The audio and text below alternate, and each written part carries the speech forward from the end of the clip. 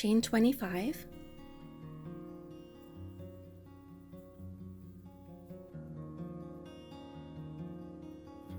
you have your 25 chains. We're going to skip one chain, and then we begin working our extended single crochet stitches. So skip one and you'll start working in the second chain. So insert your hook, yarn over, pull up one loop. You have 2 loops on your hook. Yarn over, pull through the first loop only. You have 2 loops. Yarn over and pull through the last 2 loops. And that's your extended single crochet. We'll work one of those in each of the first 23 chains, so that counts as your first one. So insert your hook, yarn over and pull up a loop, yarn over, pull through the first loop, yarn over, pull through both loops. It's like doing a little chain in between your single crochet stitch.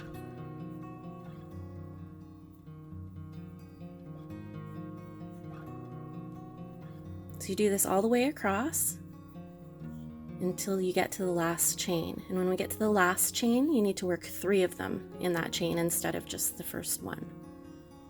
Now we're at the end of the row, and you have your starting slip knot here. We don't work into that. And your last top loop of your last chain. In this last chain, you're working 3 extended single crochets. That's because we're going to go across the bottom row as well. So we're going to work around the end stitch. So that's 2 and your third. I tend to tuck this tail under my third one, like that.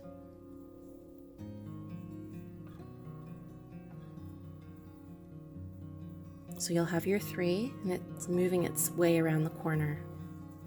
Now we're going to work back. We've already got 3 in this end one, so the first one you need to work in will be beneath this one here, one beside it. So you can see all 3 are here, and then this is your 23rd chain. We're going to work into that one, and now we're going to work in one in each of these across.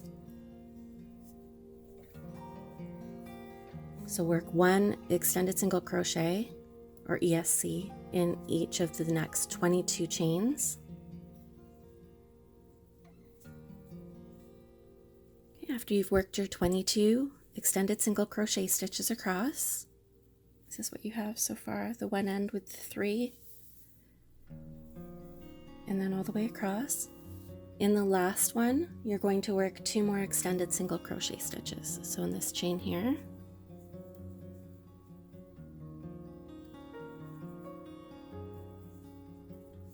and that rounds the last corner for you. What we're going to continue to do now is work in rounds, and I suggest you have a stitch marker so you can mark your stitch, because we're not joining. There's no need to join because the stitch height is so similar. The join will just create a crease in your bag up the side. So make sure you find both loops of the first stitch here. Sometimes they twist on the corners. You work under both of the first one, and you work your extended single crochet, and then you place your stitch marker in your first stitch so you can keep track. And we're going to work 1 extended single crochet into each stitch around the bag.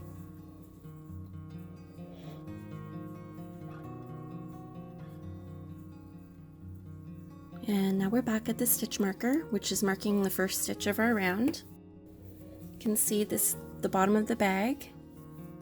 You can see how it's starting to curve up on the ends. That's what's supposed to happen on the sides. So you remove your stitch marker and you work into the first stitch with your extended single crochet. Insert your stitch marker back into the first stitch of the round so you can keep track of where you are in the pattern. And you keep working around in this way until your bag is 11 inches tall.